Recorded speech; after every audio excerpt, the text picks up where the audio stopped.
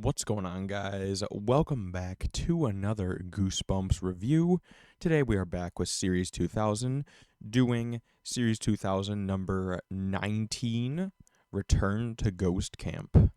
Now, this is a sequel to a book from the original series, simply titled Ghost Camp, and I have already read that book. It's one of my personal favorites from the franchise, a top 5 book for me. We'll get to it soon enough, but there are some comparisons that need to be made to this book and the original, and I will be pointing out those comparisons to you without giving away what the original is. I know it's kind of weird to do this stuff out of order, but it's just how I be doing it right now. So, let's just get right into it. Spoilers ahead with Series 2000 number 19, Return to Ghost Camp.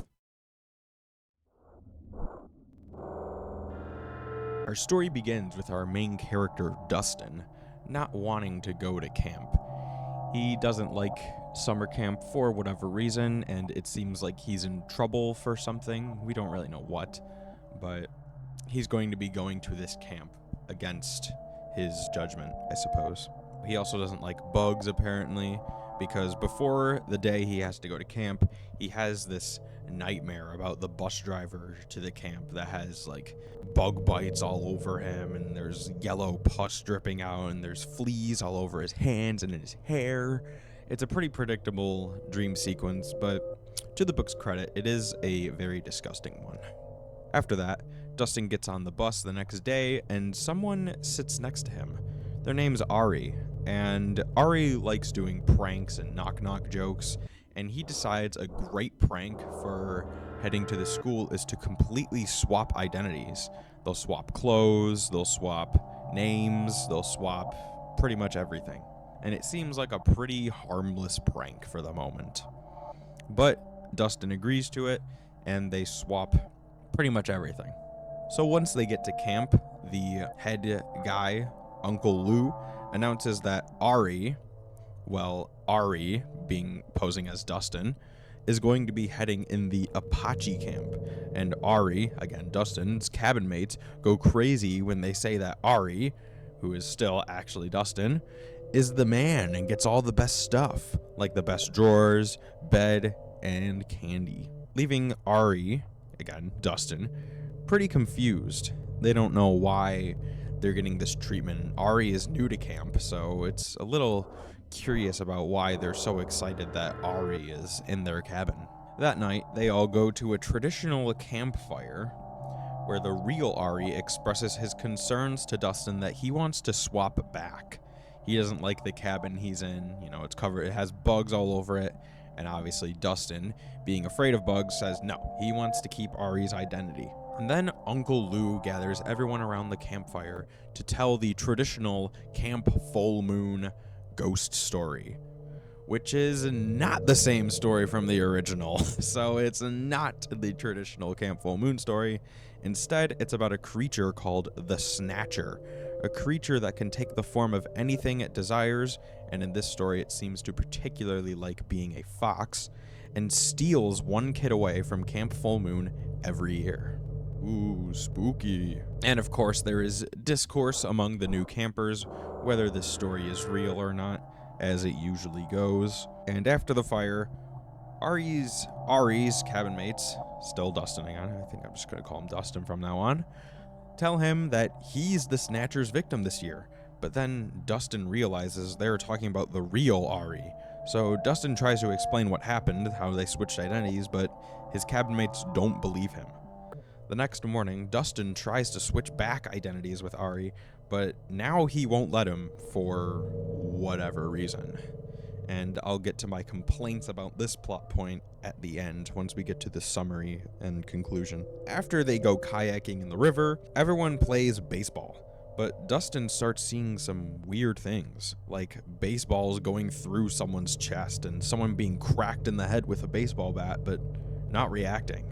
This plotline of ghosts at the camp comes out of nowhere, and this is halfway through the book.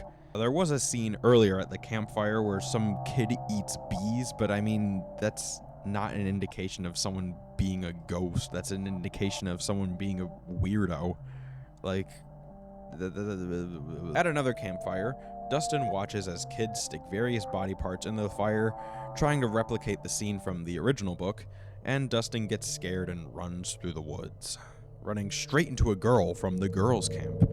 Her name is Laura, and she devises a plan to escape camp tomorrow with Dustin because she can't take it anymore. The next night, Laura and Dustin meet up and head towards the river to escape.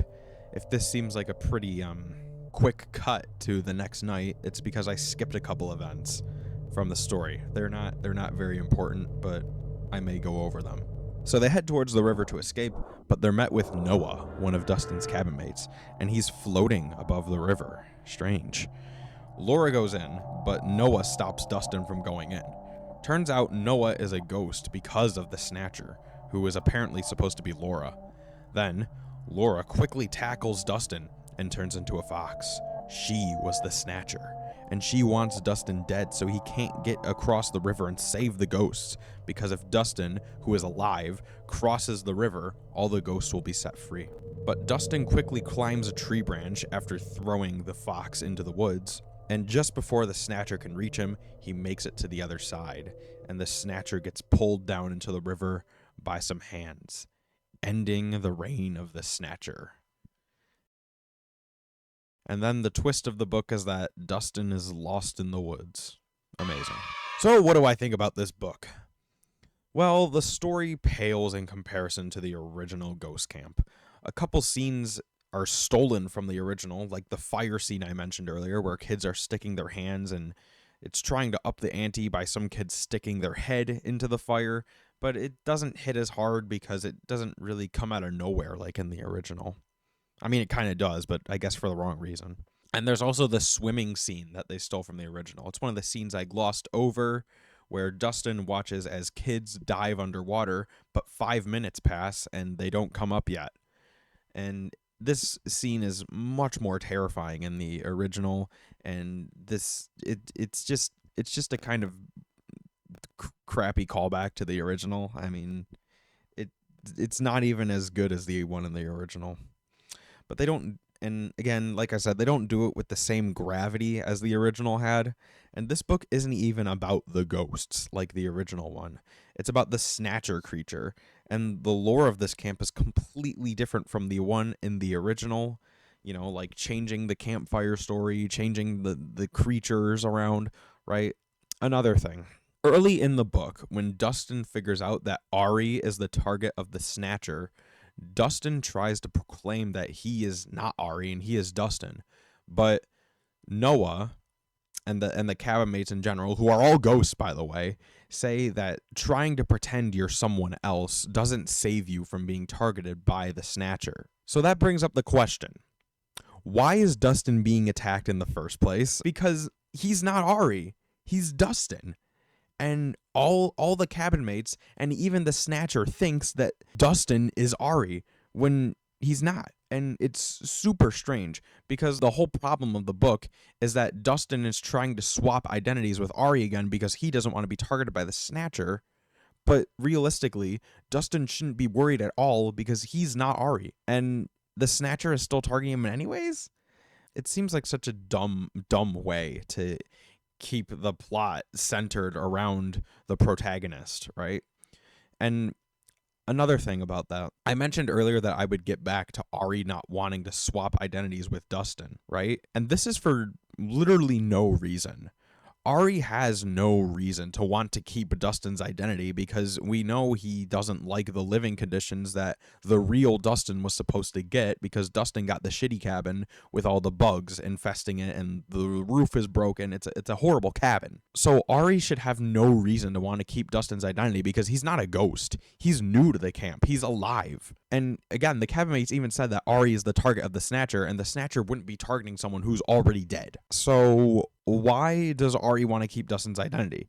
Again, it's so this stupid plot can go on, which doesn't even make sense in the first place, according to the rules that were written in by the author themselves. And another thing with this plot, there's a plot line where Dustin's younger brother, Logan, arrives at this camp. And we knew this was going to happen throughout the whole book, but it's not important, so I didn't mention it in the review. But I'm going to talk about it here because it brings up another problem with the plot. Logan is manipulated into saying that he is Ari's younger brother, because Ari is still pretending to be Dustin. But again, Ari has no reason to do this. And Logan even goes on about how Ari is going to hurt him if he doesn't keep pretending to be his younger brother, which is so strange because, again, Ari gains nothing from this. And he shouldn't be. He should be a dead man, right? Like, it's so stupid. This isn't a sequel to the Ghost Camp, the original Ghost Camp, and it doesn't deserve to be. It's not a good book. So, that being said, I'm going to give this book a D tier. I don't think it's complete garbage, but it's definitely not good. And if you weren't a collector of some sort or weren't interested in Goosebumps to the capacity that I am, I wouldn't recommend reading this book. So that has been my review of Return to Ghost Camp from Series 2000. Our next review is going to be the book right before this one, Horrors of the Black Ring, Series 2000, number 18. So stick around for that, and I'll see you guys next time. Peace.